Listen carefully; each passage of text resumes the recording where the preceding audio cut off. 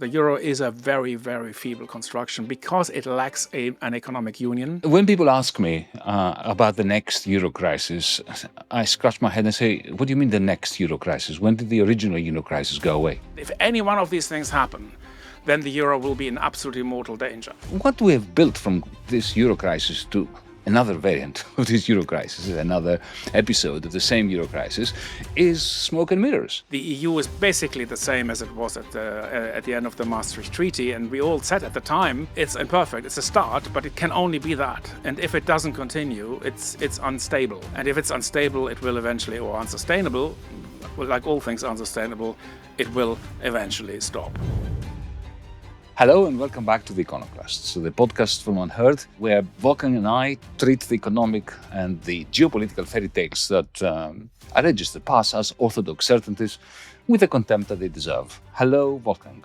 Hi Yanis, how are you? Today I'm going to talk about an orthodoxy that is very, very commonly held in Europe, almost a belief system, which is the idea that the euro is forever, like a diamond, forever. It will never collapse. While I'm not predicting its collapse, I will argue that this orthodoxy is massively complacent. Let's start with the euro orthodoxy, which is that the euro is forever. This orthodoxy came up pretty much before the Eurozone crisis, the debt crisis, which started in 2010. And, I don't need to remind Yanis of how it unfolded. And it ended formally around 2015 in the way it was usually defined. I think Yanis and I both disagree with that sort of timeline, because, we probably both think that the crisis was never fully or never even partially resolved. The orthodoxy was that the euro would be safe. It's weathered its biggest test, but the issues that gave rise to this crisis, which is essentially the overriding issue for all these European themes that we're discussing, is a collective action problem. We have these things in place. We have the single market, we have the Eurozone, but we don't have a common policy, common fiscal policy, common capital market. So we're lacking a lot of the infrastructure of a common economy. And this will be tested. And a sovereign debt crisis tested it. And now French politics is very likely to test it. Another sovereign debt crisis could test it. Next year is going to be a massive year for European debt. European countries will issue more debt next year than in any year in history. Now, it'll be interesting to see how the financial markets react. Be interesting to see if and when the National Front, or the National Rally as it is called these days, in France gets to power, and what they will request of the Eurozone. And it will be interesting to see whether member states at one point in the future might decide that they are actually better off outside the euro. And that hasn't happened so far. We cannot see a government that has made that decision. But it is not inconceivable that one country, it could be a northern country, it could be a southern country, it could be really any country, might conclude that the benefits from the membership are not as big as people always thought they would be. And it just takes one of these things to happen for this edifice to collapse. And if any one of these things happen, then the euro will be in absolutely mortal danger. When people ask me about the next euro crisis, I scratch my head and say, what do you mean the next euro crisis? When did the original euro crisis go away? It never went away. Effectively, the European Central Bank delivered a large dose of cortisone to a cancer patient. The cancer patient felt much better. But the tumor was doing its ugly deed, its ugly work under the skin. Let's remind our audience that, the euro is a very strange animal. I mean, think about it. We have created, this never happened before, and I don't think it can happen ever again. We created a very large, very substantial, very important central bank without a treasury as its counterpart. And we have 20 treasuries, the ministers of finance of our member states, that don't really have a central bank to have their back. And they have to salvage the banking systems when they go pear-shaped without formally the European Central Bank having the capacity to help them. I mean, it does in the end. Otherwise, the euro would have collapsed, as you said, in 2011, 2012. So, essentially we have federated our money without a federal system. The greatest fallacy that came out of this crisis, Wolfgang, I don't know whether you agree with this or not, is that, the old adage that Europe is built from crisis to crisis. Well, what we have built from this euro crisis to another variant of this Euro crisis, another episode of the same Euro crisis, is smoke and mirrors. Everything we've created that people in Brussels and Frankfurt are very, very proud of, things like the European Stability Mechanism, the recovery fund during the pandemic, the banking union. If you look very carefully at these things, they are exactly the opposite of what we should have done. And these institutions are utterly flimsy and incapable of filling the gaps that you mentioned we've had since the inception of the euro. Yeah, I had a conversation recently. I agree. I actually very much agree with your take on the crisis. That was very common when I started as a journalist in Brussels in the early 2000s. That's what Romano Prodi and others said at the time. It was Europe was an edifice going from crisis to crisis, and this isn't true anymore. We know that, and I think that's also people are somewhat more aware. But what I feel is the fundamental issue is that a lot of the response that we saw was a bureaucratic response rather than an economic response. I had this sort of experience recently when I sort of had a conversation with some pro-European friends of mine about the Capital Markets Union. And, I talked about, why it's needed, why you need to shift, private savings into investments, and you need to lift 800 billion or so investments, as Draghi reports suggested.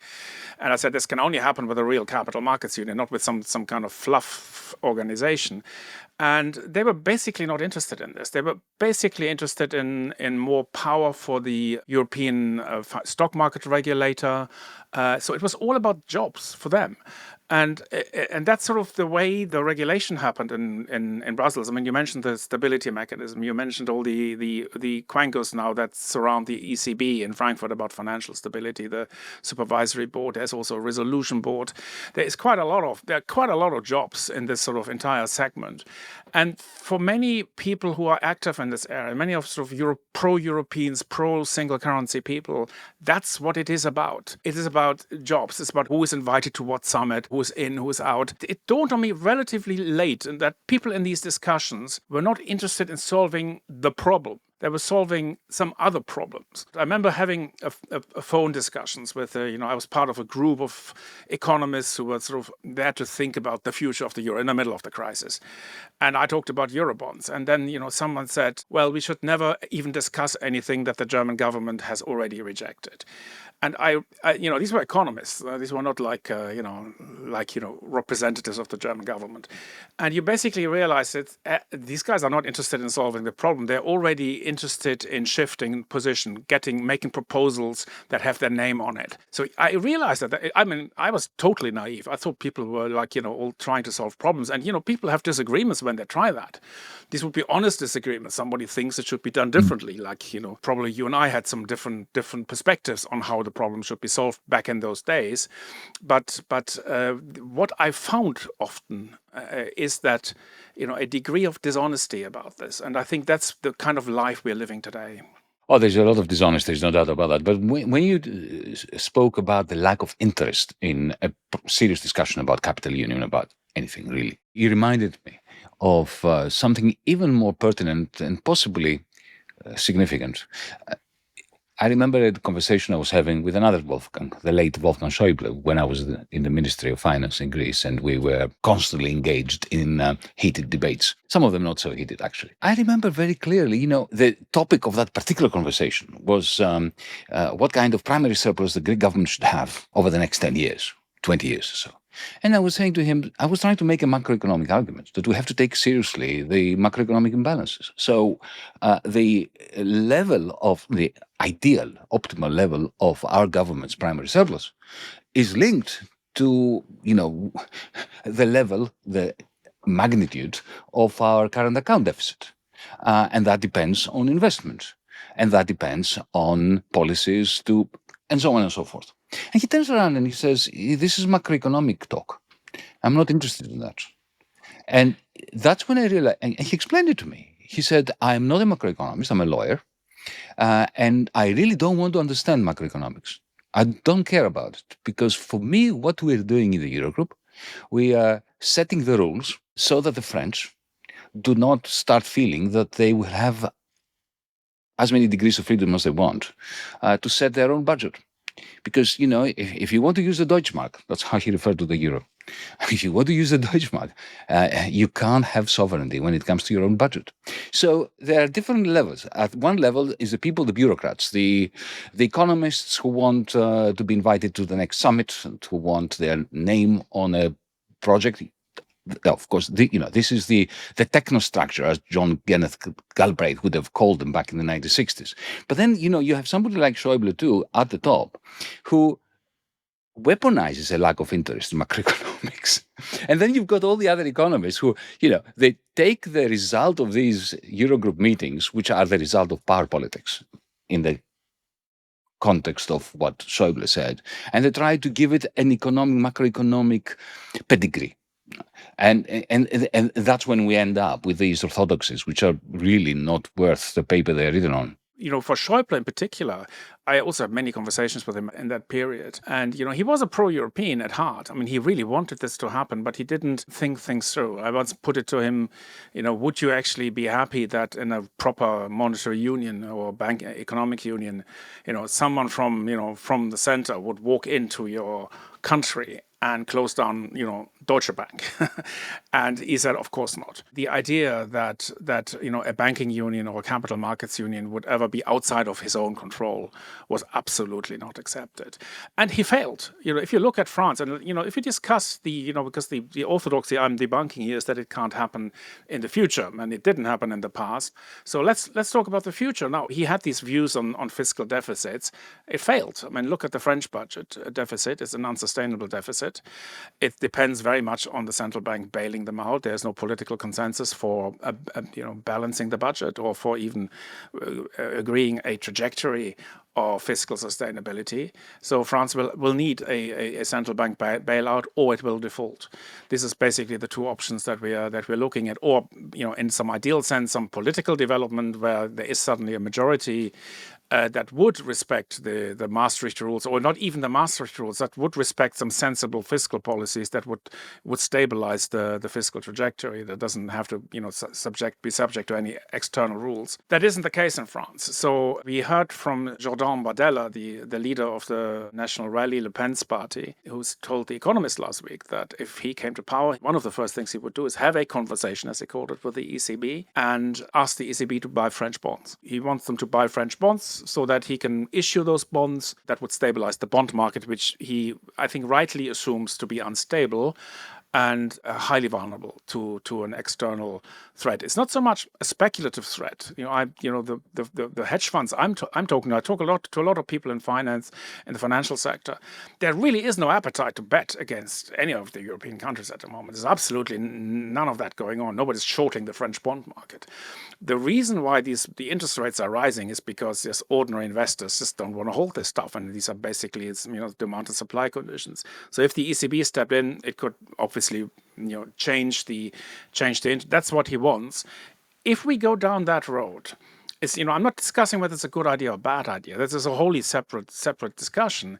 But you can bet that other countries will absolutely reject that, and it will come to a confrontation between him and the ECB, or between other member states and him, and between Brussels and him, that could result in a sort of a Frexit type situation, not one where he initiates it, but it could just be a response to a response in a way, that it almost happened to Greece in 2015. And we remember the summer of 2015 so well, when your country held a referendum on whether to accept the restructuring proposals.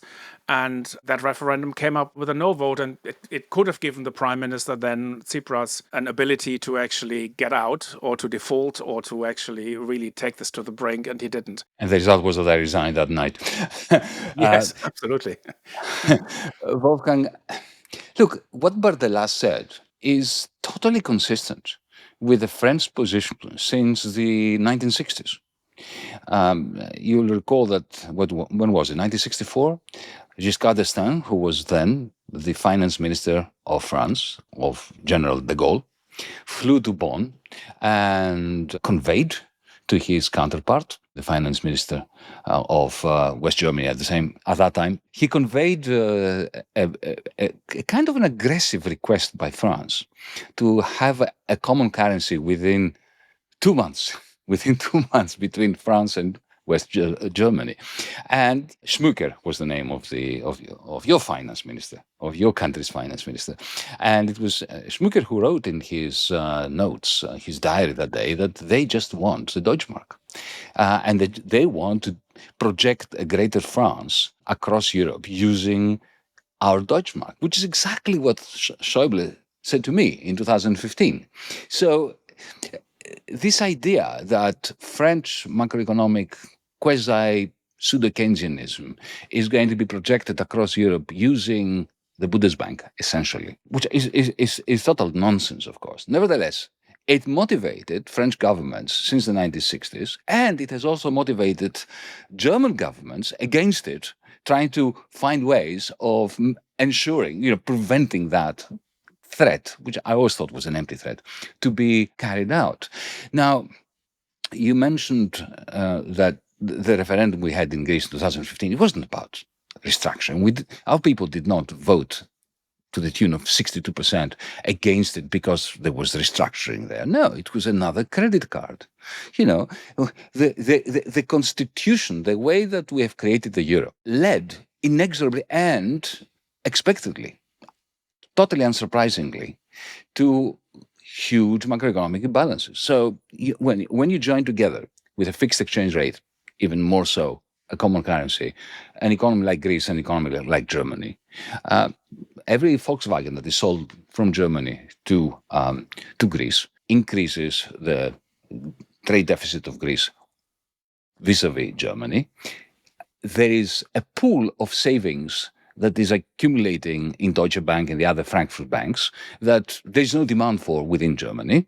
So those banks lend it to the Greeks to buy the Volkswagens. So it's vendor financing. The result is a bubble builds up, then it bursts, then you have bankruptcies. And then either you accept the bankruptcies, you take the pain, and you write off those bad debts, unpayable debts, or you keep giving one credit card after the other.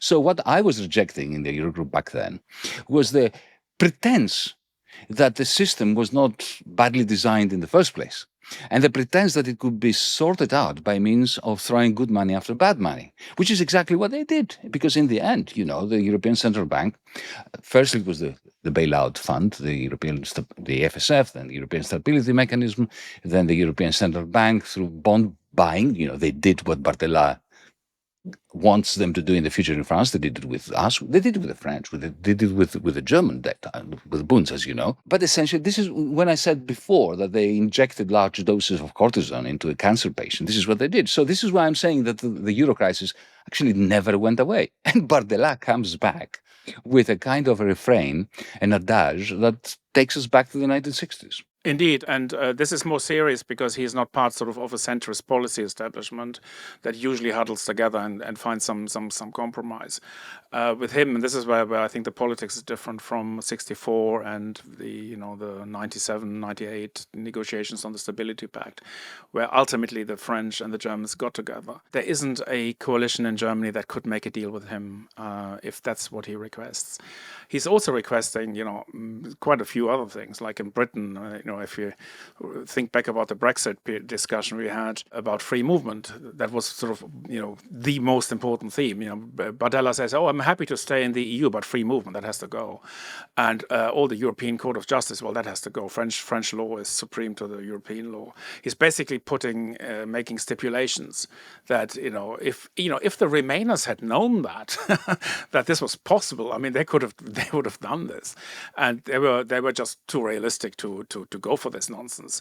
But Bardella goes for this nonsense. That's why I think his position is not compatible with even not only with the euro, but also with French membership of the EU. And while he will not pull the trigger, be the first one to pull the trigger, he will actually make decisions, or if he had a majority, his government had a majority, or Le Pen's government had a majority, depending who of the two will be the candidate, they will take decisions that could easily spiral into a euro exit. And without France, the thing would collapse. And this is the danger about this situation. It's not so much Germany leaving or anyone sort of trying to leave, being rational about it. It could happen that some country might at one point decide that is the case. I think it's very unlikely. The more likely case would be some political event like this or a political event in Germany. There will come a time, I'm pretty sure, that the AfD will be in government. That will happen, no matter what people say today. It will happen, just the general electoral trends that you observe. It cannot not happen unless the party were to collapse. They're not like, sort of soft right-wing parties like the Italian one. They're much, much harder. The Germans, the French, and they are much more, and they both have agendas of redefining the relationship with the EU, or in some cases even leaving it. The AfD has actually officially wants to leave the EU, not only the euro. It's significantly more radical than the Le Pen party, but the Le Pen party is ultimately doing the same thing. So we should not take it for granted. The euro is a very, very feeble construction because it lacks an economic union, and because of all these European, pro-Euro advocates, are afraid to speak truth to power, and are just mostly caring about their own jobs, mostly caring about their papers they write, the discussions they are engaged in.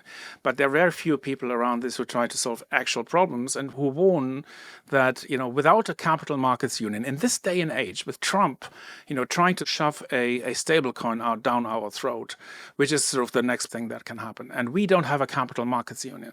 We don't have the mechanism to turn the euro into a global currency and backed by a European bond, but backed by, and which itself needs to be backed by taxation and debt issuance rights. If we cannot do this, then we can't really have a single currency. This lie this hypocrisy that Yanis and I both address is basically the refusal to take the step after the monetary union, because this is what happened. The EU was very sort of reformist in the 80s and 90s. There was the single market, there was a single currency, and then they stopped. Then it stopped with East European enlargement. The development of the EU, the strengthening of the institutions, essentially stopped. It was, there's a stability mechanism, and there's some voting rules have been changed. It's all about stuff that people in Brussels care about. But in terms of institutional mechanism, the EU is basically the same as it was at the end of the Maastricht Treaty. And we all said at the time, it's imperfect. It's a start, but it can only be that. And if it doesn't continue, it's unstable. And if it's unstable, it will eventually, or unsustainable, like all things unsustainable, it will eventually stop. So, folks, the orthodoxy is that the euro has been saved and is going from strength to strength. We debunked it. We don't believe that the euro crisis ever went away, as long as they're not prepared to federalize fiscal policy and investment policy and banking and the capital markets. The euro crisis will continue to unfold. Personally, let me go out on a limb on this. I think that if anybody leaves the euro, and therefore the euro collapses, it will be Germany, after France behaves the way that Bardella promises to behave. I'm not predicting that, but I think that it's much more likely that Germany will leave rather than France or Italy or Greece, for political reasons. But we're here. We are going to be watching. Just don't buy the orthodoxy. The euro has been saved, and it is steadily making progress. So, folks, this is it for today. Thank you for listening, and we'll be back debunking more myths next week. And don't forget, between now and next week, to rate, like, and subscribe to the Econoclasts.